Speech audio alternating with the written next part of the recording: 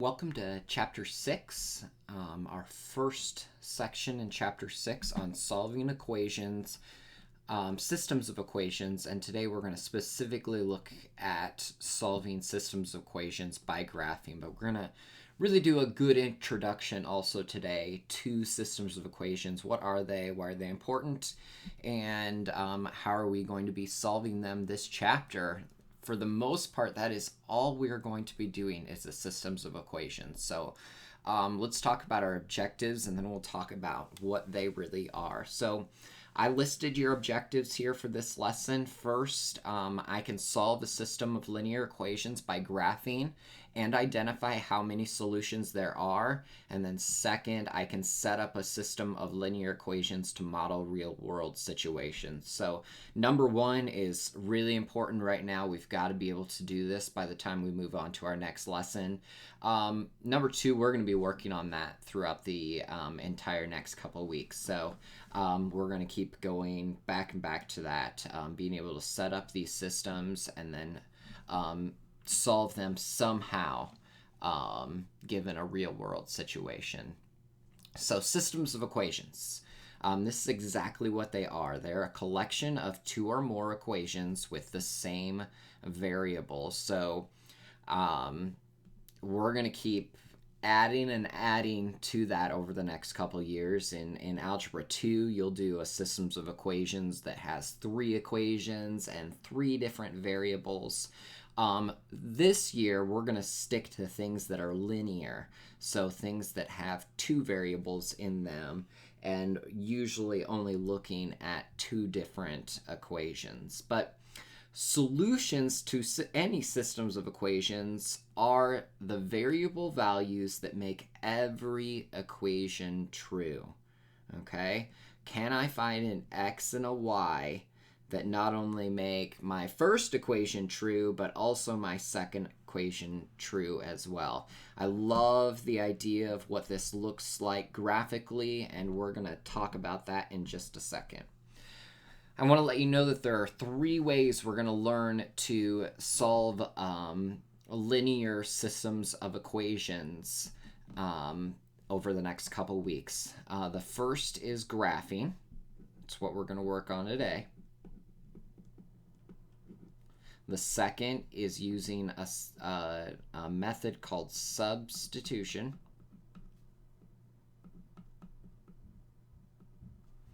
And the third method is called elimination.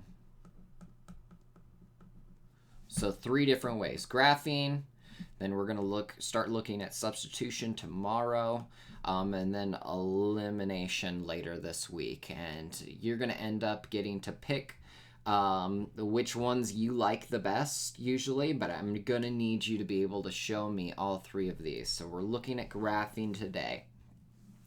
Now we're going to go ahead as we start the graphing section and look at the 3 possible solutions we might get when solving any system of linear equations. You will see this if you are doing graphing. You'll see this if you're doing substitution. You'll see this if you're doing elimination. It's just going to look differently. How you're going to tell is going to be a little different in each of those cases. But the cool thing is that you should hopefully be able to look at the equations themselves and see what your solution is going to be before you do any system or method for solving them. And again, the best way to see that, I think, is graphically. So most often, you're going to end up with one solution when you're solving a system of equations. What does one solution look like? Well, graphically, I think the easiest way to understand that, it's when 2 lines meet, right? I've got 2 lines that I'm graphing here, and my question is, where are they going to meet? Another way of saying that is, when are they going to have the same x and same y? When am I going to find an x and y that make both sides of this equation true for both equations? That's only going to happen once. unless we've got these two unique situations, okay? So where are these lines going to be? Now, graphically, I think that's pretty easy at this point. I notice that these are both in slope-intercept form, so I am just using my y-intercept, 1, 2, 3, 4, 5 down, and I'm going up to 1, 2, and over 1, up 2, and over 1, up 2, over 1, etc. Now, it is so vital that you can draw a perfectly straight line at this point. Because if this is not perfectly straight, we are probably not going to see where they meet. And mine is pretty close. It's maybe not perfect. Maybe it's a little too high right here. But we've got to be able to see exactly where these are going to meet. We can't get it wrong because we don't have straight lines. 1, 2, 3, 4, 5, and 6. And I am going down 1 over 1. Down 1 over 1. Down 1 over 1. And I kind of like to keep doing this until I see, oh, that's exactly where they're going to meet.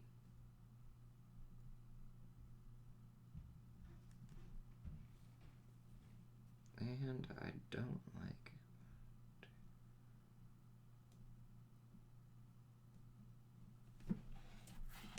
So they are going to meet, if I did this all right, 1, 2, 3, 4, 5, 6, at like an imperfect place, right?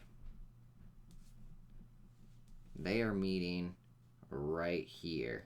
And that kind of looks to be in the middle of nowhere. So I'm not sure what this moment is. I could use my other two methods to see exactly where they're meeting here, but it's somewhere with an x value between 3 and 4. But the important thing is that you see that here's my solution. What is that? I don't know right now, but I have one solution because they intersect once. Now, the cool thing is that you can go back to these equations up here, and they're going to tell you how many solutions you're going to have by just looking at the slope and y-intercept. So if the slope is different,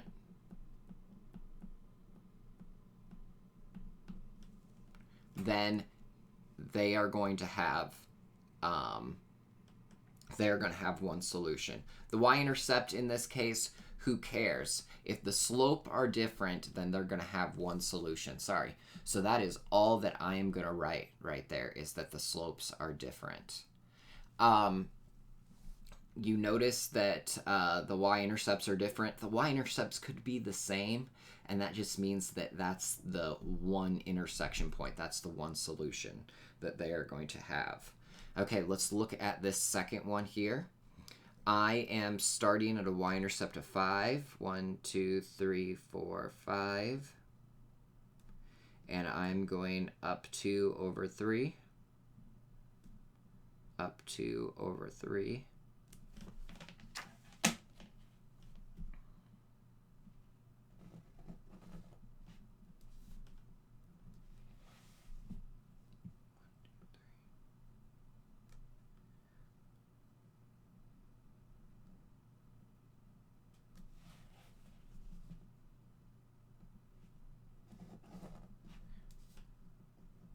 Now, we obviously had two parallel lines, and I already knew we were going to.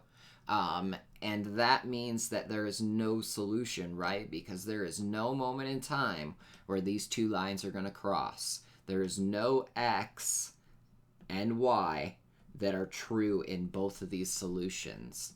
And I knew it was going to be parallel lines. I knew I was going to have no solutions because the slope is the same and the y-intercepts are different. Now, that idea is really similar over here as well. When I have infinitely many solutions, The only difference is that these both are going to have the same slope, but we're going to notice something interesting about these y-intercepts. So I already graphed the first equation. Now you can use your x and y intercepts for this second equation, or you can put it in slope-intercept form. I'm putting it in slope-intercept form, so I'm going to divide by 3 on both sides to get y all by itself, and I get y equals 1/3 x minus 3 divided by 3 is 1. Now, you should notice something really interesting right now, and that is these equations are the same. Okay? Exactly the same. Actually, these are the same as well. They're just written differently, aren't they? But they're the same exact equation. They're going to give us the same exact solutions. They have the same y-intercept and same slope. So let's say that here. Slope is the same, and the y-intercept is the same as well. Oops, sorry about that. So you'll notice the only difference here is that in this case, the y-intercept is different, and this is the same, but we're going from no solutions to infinitely many solutions. Let's answer this last question real quick. Is it possible to identify solutions clearly by graphing all systems of solutions? I'm going to say no. So I'm going to have to give you really specific equations that are going to have solutions nicely in this coordinate plane. But what if the solution is way over here, right? So this only works for nice specific solutions that perfectly hit the grid lines. You can say whatever you want here, but it only works for specific cases that are perfect, and still you've got to really have you really have to do your graphing well to get them. So while it might feel the easiest because we've practiced graphing the most, we're really going to need to explore these other two ideas these next couple days that are going to end up being way easier ways of doing this. So at this point, you can go ahead and try this on your own. I am going to do it real quick with you so you can check your work or see how I am doing it. I am going to get a pencil real quick. Eleanor has walked into the room, so I don't know if she wants to say hi or something. Well, I sharpen this pencil.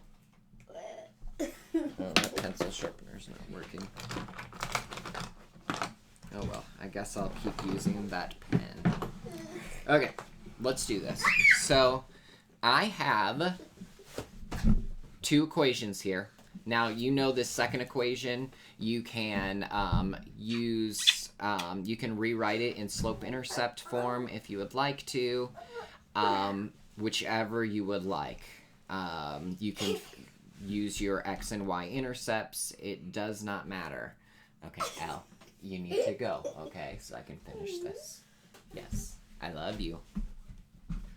Okay, so I have a y-intercept, -5, 1, 2, 3, 4, 5, and I'm going up 2 over 1, up 2 over 1, up 2 over 1.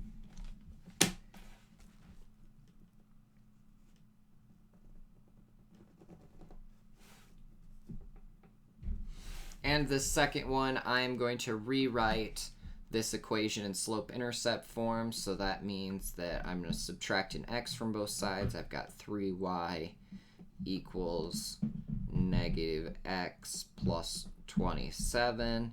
I'm going to divide by 3 on both sides, and I get that y equals negative 1/3 x plus 27 divided by 3 is 9.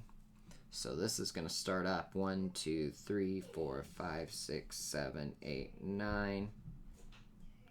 And I'm going down 1 over 3. Down 1 over 3. And I think this is exactly where they're going to meet.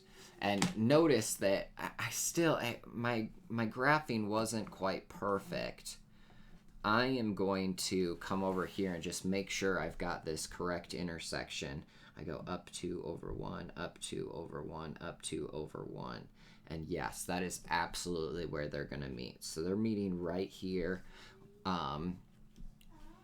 Let's find what that intersection is. 1, 2, 3, 4, 5, 6 is my x value. And 1, 2, 3, 4, 5, 6, 7 is my y value.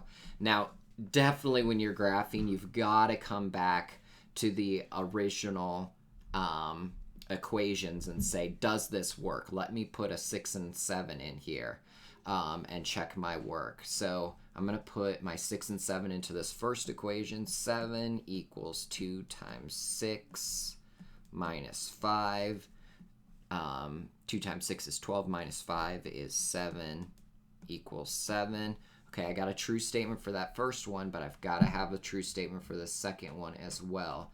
I'm going to do 6 plus 3 times 7 equals 27. 6 plus 21 is 27. I got another true solution. Check mark. My only solution for this is 6, 7, and that is my one solution.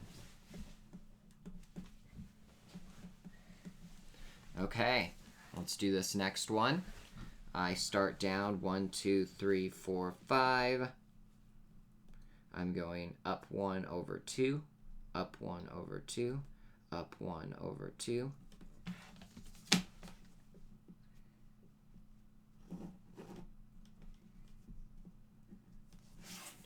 And I'm going to put this again. Well, let's do x and y intercepts this time just to get a little practice with that. My x-intercept, I'm going to do, I'm going to have negative x equals 4. Eleanor, stop. So x equals negative 4. So it's going to hit over here at 1, 2, 3, 4. And I've got 2y equals 4. Divide by 2. Divide by 2. This is going to hit at y equals 2.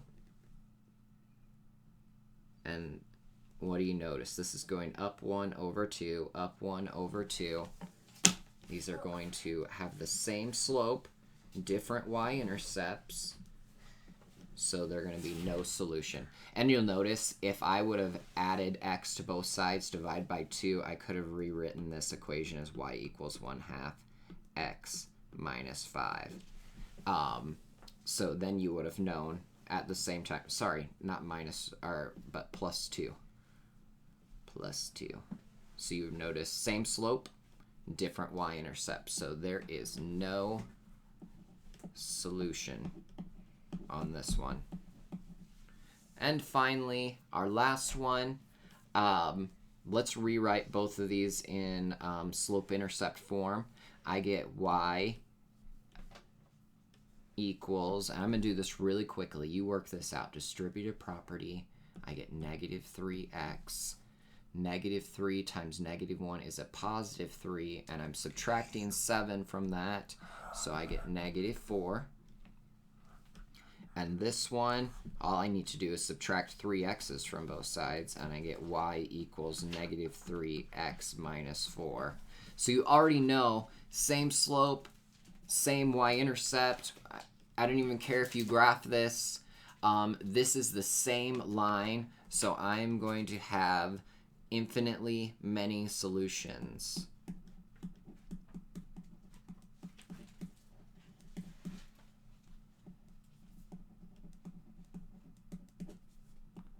meaning that no matter where I am on this line, I will have a solution. So sorry that this was a little long. We got a little interrupted, and I just want to make sure that I was really clear on everything I'm explaining.